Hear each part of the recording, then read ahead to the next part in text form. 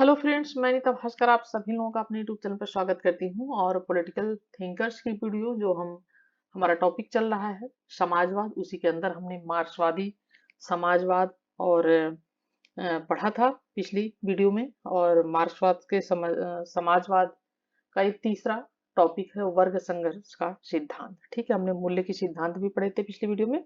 अब आज हम वर्ग संघर्ष का सिद्धांत, ठीक है, और इसे पढ़ेंगे। और आशा करती हूँ वीडियो पसंद आएगी। पसंद आए तो लाइक शेयर कमेंट करना ना भूलें, और चैनल पे नए हैं तो चैनल को सब्सक्राइब कर लें, बेल आइकन जरूर प्रेस कर लें, जिससे नई वीडियो की नोटिफिकेशन भी आपको मिलती रही।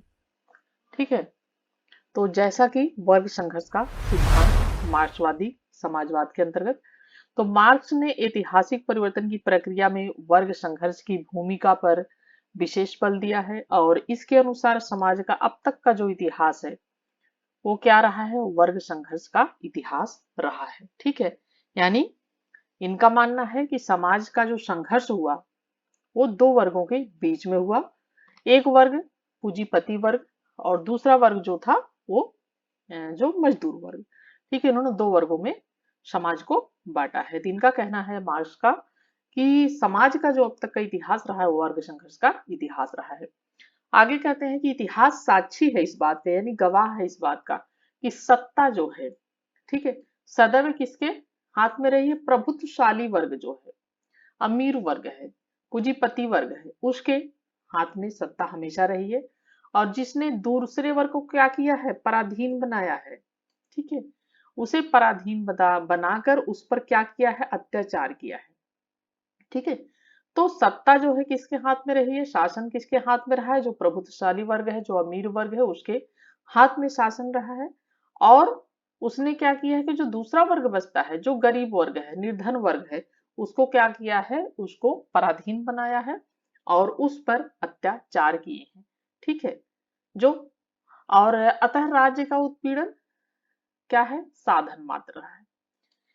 यानी राज्य का उत्पीड़न कैसा रहा है, साधन मात्र रहा है। मार्क्स के अनुसार यह वर्ग संघर्ष तब तक जारी रहेगा जब तक कि मजदूर जो समाज है वो अपनी बागडोर नहीं संभाल लेते।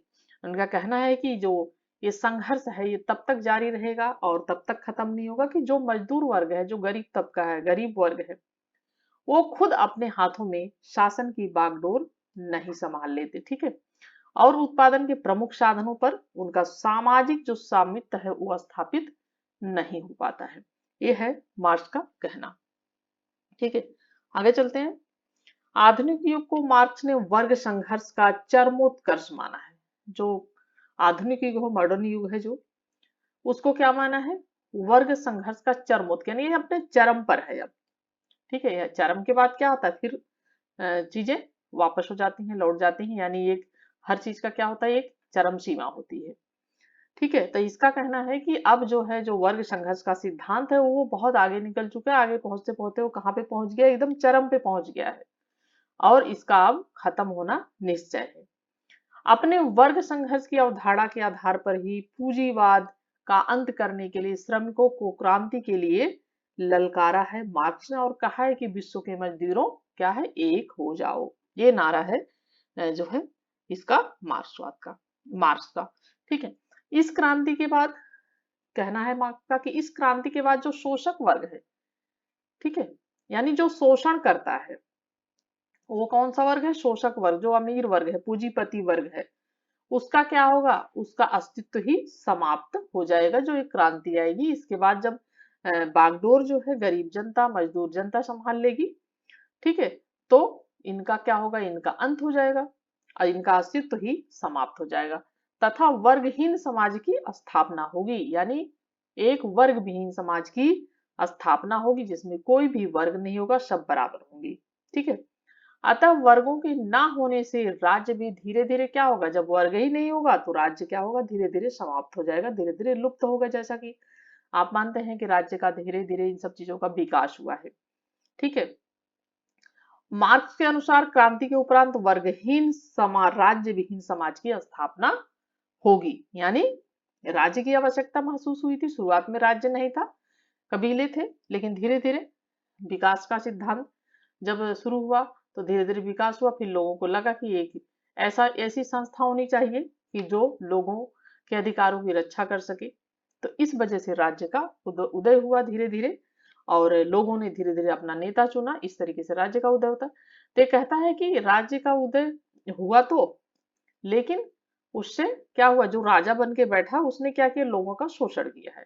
तो मार्क्स के अनुसार क्रांति जो आएगी उसके उपरांत राज्य विहीन समाज की, वर्ग विहीन समाज की स्थापना होगी। मार्क्स क्या कहता है, मार्क्स ने इसे साम्यवादी समाज कहा है।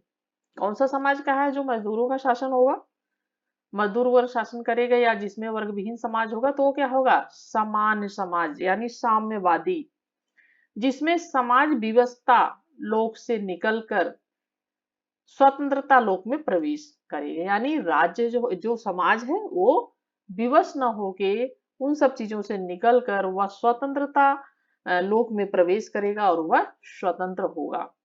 अभी उनपे क्या है, राज्य द्वारा प्रतिबंध लगाया जाता है, पूंजीपति वर्ग द्वारा प्रतिबंध लगाया जाता है, लेकिन यह सब कुछ समाप्त हो जाएगा।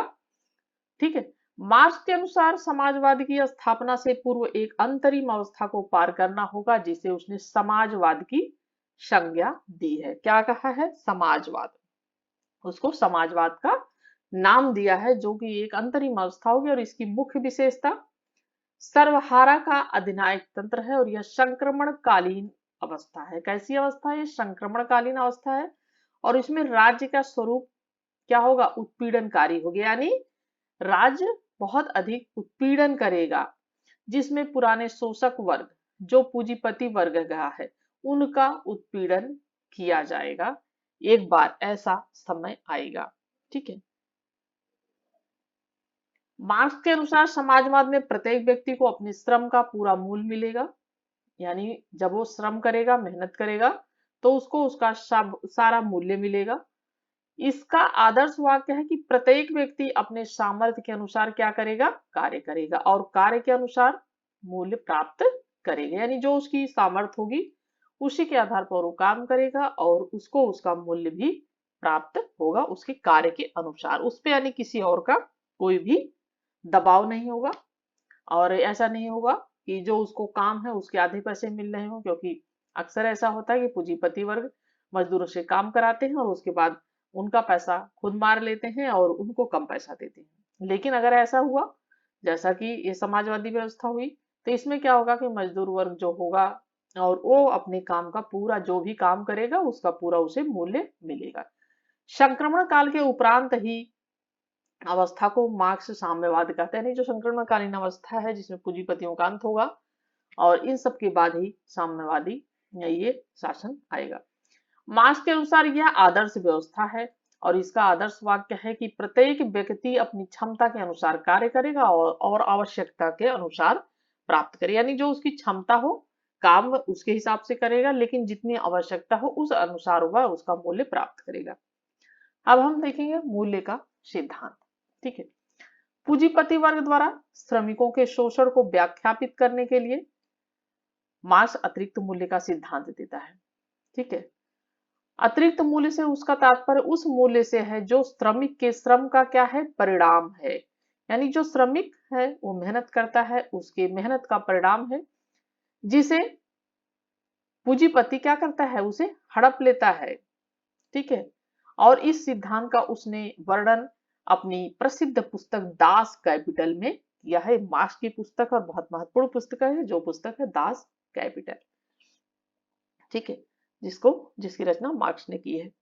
और मूल्य सिद्धांत के अनुसार वस्तुओं का सामान्य सामाजिक स्तर सार तत्व यानी श्रम है, और किसी वस्तु का मूल्य इसलिए होता है क्योंकि वह सामाजिक श्रम की परिणति होती है।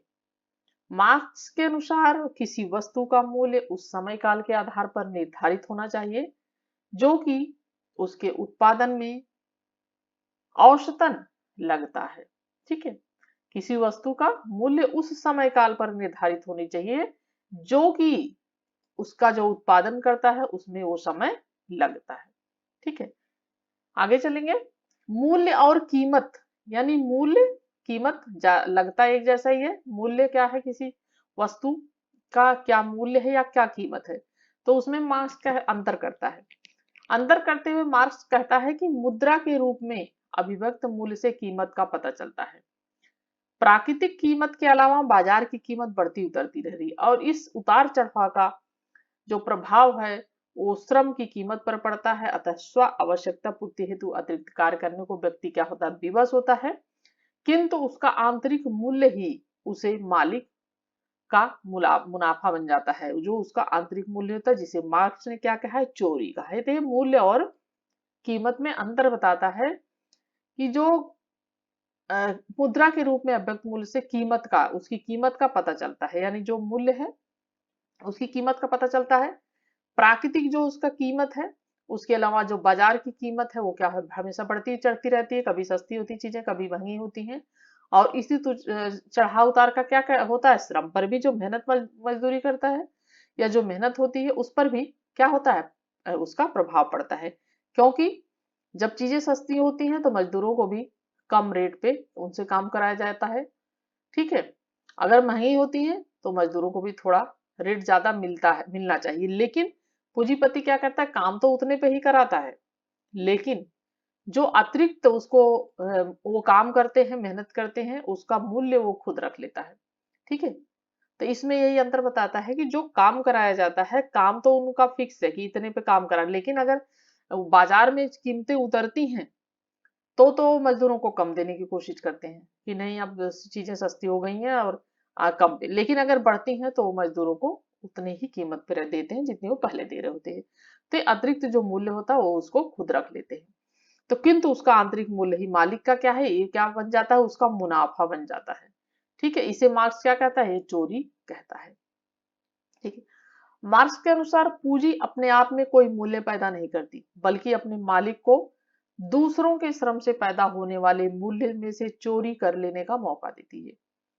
मार्क्स के अनुसार पूंजी अपने आप में कोई मूल्य पैदा नहीं करती, यानी कोई भी पूंजी हो वो अपने आप में तो मूल्य पैदा नहीं करेगी, बल्कि उसका जो मालिक होगा, दूसरों के श्रम जो मेहनत होगी उससे पैदा होने वाले जो मूल्य में से चोरी कर लेने का क्या करती है, मौका देती है।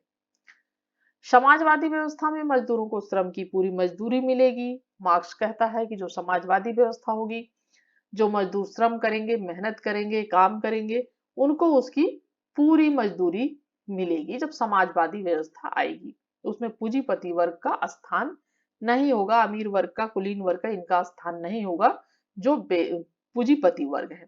और विकास कार्यों हेतु जो विकास के कार्य होंगे उसके लिए उत्पादन जो किया जाएगा, उत्पादन मूल्य का जो हिस्सा अलग रखा जाएगा वह अतिरिक्त मूल्य नहीं कहलाएगा, क्योंकि उसका लाभ किसको होगा, वो मजदूर वर्ग को उसका लाभ मिलेगा, ठीक है।